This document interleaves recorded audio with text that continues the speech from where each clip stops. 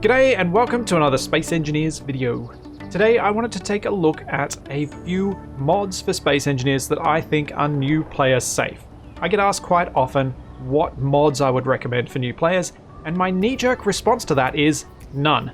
Don't use mods. If you're a new player, new to the game, you probably are best playing vanilla. The reason for that is you get to learn some of the quirks of vanilla, some of the bugs of vanilla, and you get to know what the vanilla experience is. The reason that's helpful is when you start modding the game, you can start molding that experience to what you want it to be, and when it starts breaking, you might have a better idea of whether it's a mod that's breaking your game versus whether it's the base game just being broken. And I think that is quite important to know going into modding a game. So these mods don't change any of the core gameplay loop, and that's why I think they're safe for new players. What they do is add some quality of life features, and even in the case of something like, say, Build Vision, which I'm going to look at today, might make some things easier for new players to get a handle on because they can more easily see what's happening as they adjust certain settings. And that immediate feedback loop is quite useful when you're learning. So let's start having a look at the 7 mods I want to highlight today. The first being that one that I just mentioned, Build Vision. Build Vision was a mod originally created by Jimical way back in 2016, and it takes advantage of the TextHUDAPI, which is another mod, which sort of makes the list today 8, but sort of not, because the TextHUDAPI is an incredible mod that allows things to be added to the HUD by other mods. It's a framework, it's not something that adds anything specifically without another mod. But it is an awesome piece of work by DraygoKorvan and Screaming Angels. So back to Build Vision. Build Vision was taken over by Dark Helmet to become Build Vision 2. And Build Vision 2 adds a whole lot of extra features that the original didn't have. But what they both do is add this sort of interface on your screen when you want to interact with blocks directly. So in Space Engineers in vanilla, if we want to interact with a block like this piston, you need to go into the control panel and change its settings here. So if we wanted to extend it, we can change its velocity through reverse or dragging this slider or control clicking to change the value directly. And then we can kind of look up and see it. If you're wanting to see what's happening while you're in this terminal, you need to kind of work yourself into a position where you can access it and look where you're going. If you've got an antenna, you can use your Shift-K remote access menu while looking at what you need to.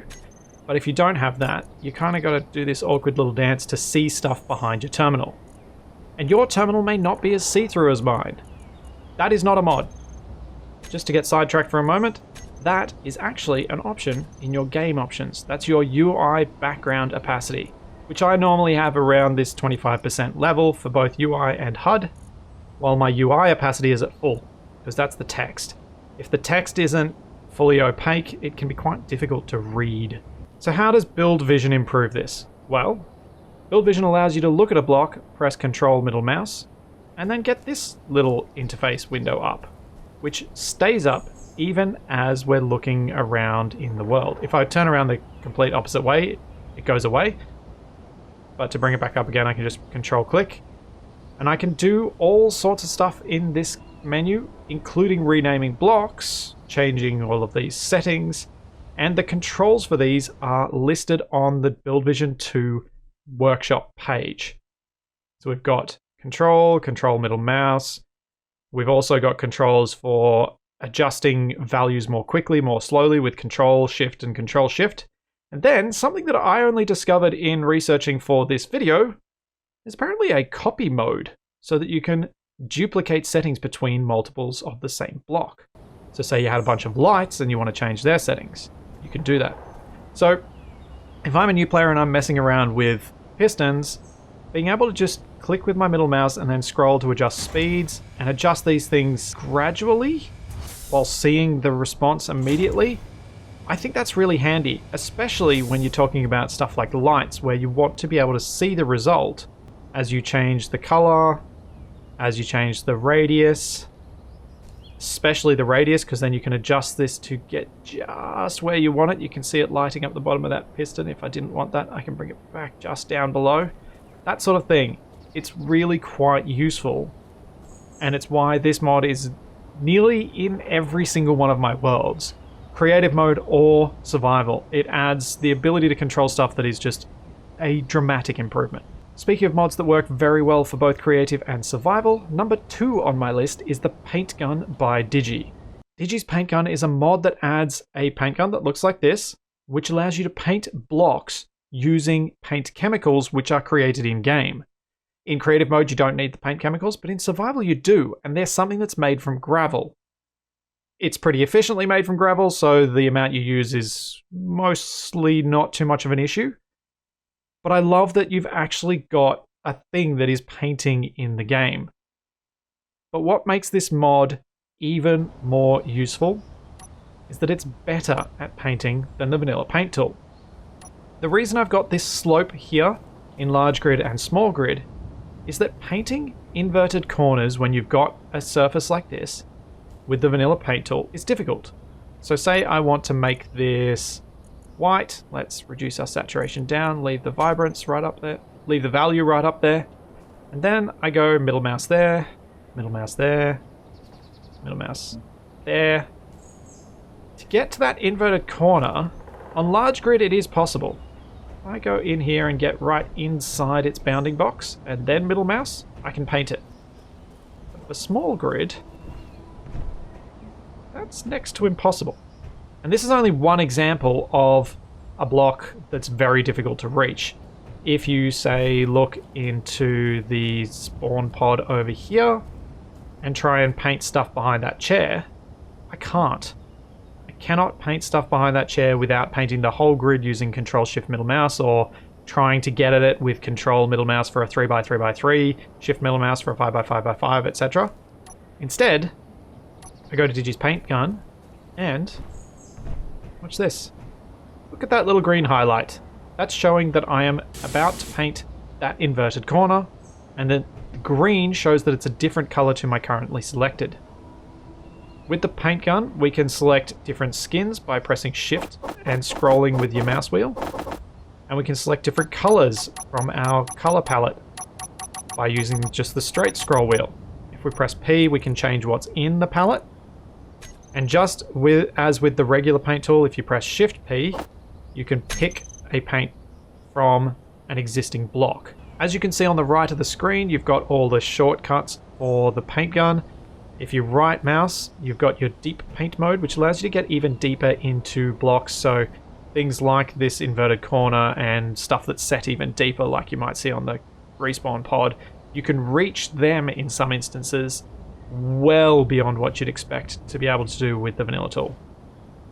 And this works in creative mode, and it works with mirror mode in creative. So this is actually a mod that I add anytime I am doing creative building. And a mod that I like to have in all my survival games as well, because you can paint so much better, and it feels more immersive in the game as well. So I really don't see any downsides to Digi's paint gun mod at all. It is and has been one of my favorite mods for a very long time. The third mod I want to look at today is also by Digi. It is the camera panning mod. If you've ever built a camera in Space Engineers and you want to be able to look around, you'd know that when you build a camera, it's fixed, looking straight ahead. This changes that. If I hop in this cockpit over here and press 1 to view that camera, you'll see this. I'm looking straight ahead. This is about the view you'd expect to see from a vanilla camera. But with the camera panning mod, I can press Alt and I can look around. I can use the mouse wheel as I would normally to zoom in and zoom out, which I can do so to a greater degree than you can in vanilla as well. So as you take control of a camera with this mod active, you can see hold left Alt to pan camera, left Alt and left Shift to change rotation type. So if I hold left Alt and Shift, you can see I get camera roll as well, which is something I don't use enough of, and I will hopefully start taking advantage of a bit more. So you've basically got all of the same controls that you would have in first person. which is incredibly handy. Plus, you've got the ability to zoom. If you want to get back to the default view, you just press V, and it resets it to the center position. The fourth mod for today is one that might seem a little egotistical for me to put in, but it is one that I didn't really create so much as define the configuration for, and that is Sneaky Sounds. Sneaky Sounds is a mod that was written by Remaarn, and which I kind of just came up with the concept for, but he did all the hard work. This mod reduces the volume of your tools, it reduces the volume of things like airtight hanger doors, general doors, block placement, block building, all of those loud noises that I used to spend a lot of time reducing in my gameplay videos. So instead of having your grinder be deafening, it now is whisper quiet compared to something like your rifle. And this is how loud it is with vanilla. That's your grinding, that's your welding sound, and then your drilling. The biggest reason that Sneaky Sounds is something that I like is that I will often be down drilling a hole for a time, and having the drill noise is very, very loud, so it's nice to have that a lot more quiet, a lot more tolerable for long-term use. Especially when I'm streaming, or back before I was streaming, I would have loved having something like this so that I could listen to other stuff while drilling and not miss out on things like my warning saying I'm low on power.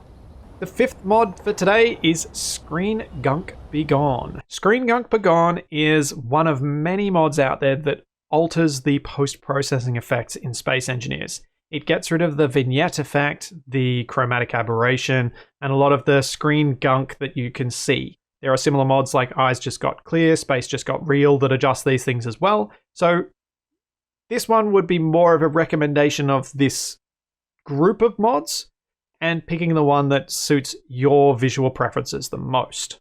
I picked this one a while ago and I've just kind of stuck with it. To give you an idea of what exactly that's changing, this is what it looks like with the mod, and this is what things look like without the mod. You can see here these dark corners and the slight change in the color toward the edges of screen that aren't there when I've got the mod active.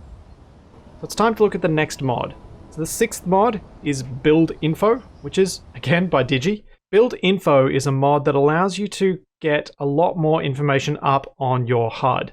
All of these extra bits and pieces that you can have when you're building blocks, when you're inspecting blocks. There's extra information within your control panel. There's extra information on your hotbars, as you can see here, saying what the name of the connector is, what the function is for that item on your hotbar. All this sort of information which can be incredibly useful. I'm someone who likes quite a clear HUD though, so I've turned a lot of these features off, but I still think, even with a lot of the features turned off, this is an incredibly valuable mod because it has a feature that I think could almost stand on its own as an incredibly useful mod, and that is the air leak finder. What I've got here is an airtight room with a door open. If it were a different room and I was struggling to find where the air leak was, if it wasn't as glaringly obvious that it's the door, what I could do is go to my vent that's showing yellow, which means it's not working, go into my control panel here, and go down here with this extra button and click Find. Then from the vent, you'll see this blue trail that goes to the door. And that's showing me exactly where my air leak is. So if you're struggling to figure out why your build isn't airtight, add the BuildInfo mod, go to your vent, and use the air leak finder, because it can save you no end of grief in terms of figuring out these sorts of problems. We close the door, the air leak goes away, and so does the trail, and the air vent turns green. The hotbar extra information is also one of the incredibly useful parts. If you want more of the other stuff that's in BuildInfo, or if you want to alter things to where I've got them, all you need to do is press Enter, press F2. As you can see, TextHUDAPI, mod menu enabled, open chat and press F2 to access. Then you can click on mod settings. Now, I'm not sure whether it's something to do with my system or something else, but I always get 2 mouse pointers when I'm in this menu. One of them works, as you can see as I go across mod settings, it highlights, and the other one does not. So we click mod settings, we go to build info, and you can then turn on and off a whole bunch of these extra features. The ones that you want, the ones that you don't want, you can modify this to something that you personally like. And that's exactly what I've done, so that I can use the mod and get all the features I want without the HUD clutter that I don't, because I'm so anti-HUD clutter that I even turn off my crosshair 99% of the time. While I'm in this menu, I want to show you something related to the first mod we looked at, Build Vision, because it's also editable here. If you click Rich HUD Master, open Rich HUD Terminal, then we get to alter our Build Vision settings. Weirdly, the Build Vision settings uses the other mouse cursor that I've got here. Click on Settings, and you'll see here that I've disabled the peak option. If we enable peak, you'll see with my whole pedantic anti-HUD clutter thing why I've turned this off. If I press Control and look around at different blocks, you'll see this thing pop up which gives me a bit of information. When creating something like a blueprint, if I pressed Control B, that Build Vision thing will show up. And so I turned it off so that it wouldn't show up in my blueprint thumbnails when I just created a quick one. But if you like it, that's how you turn it on and off. And I very much want to highlight this is a personal preference. I don't think these things are bad. I think it's great to have these options so that we can all set up our HUDs the way we like. The last two mods today are two very simple ones and ones that are very much optional, but ones I get asked about a fair bit. If you go into the camera here, you'll see that my view is perfectly clear. That is because I have the clear camera screen mod. This one is a very old mod from 2014, which still works and has never stopped working for me in the whole time I've been playing the game, so that's why I keep using it. What it does is get rid of all of that interlacing effect and all that sort of stuff, which I like because then I can use cameras for my time-lapse recordings without them looking all different, and gives me a nice clear view. Similarly, another cinematic but not necessarily useful mod is Bullet Trail, which is why every single bullet I will fire is a tracer round. So if you've ever been wondering why the fights in Survival Unlikely always look so much more dramatic, it's because of this mod. The one that I use is Bullet Trail by Spartan, but there are many alternatives. This one does not change any of the actual damage effects. All it is purely visual, and so it makes my fights, as it says, look more epic. It just means that you can see more of what's going on as a viewer when it's kind of hard to follow some of the action that goes on in these fights. That's my main reason I love it. So there you have it. Those are the mods that I would recommend to new players. And I would also say most experienced players probably want to use nearly all of those mods in nearly all of their worlds, as I do. If you've got any additional mods that you think are suitable for new players, let me know in the comments, as if I get enough of them, I may well have another look at some more. So there's all that and plenty more to come, and I will see you then. Aw, out of bullets.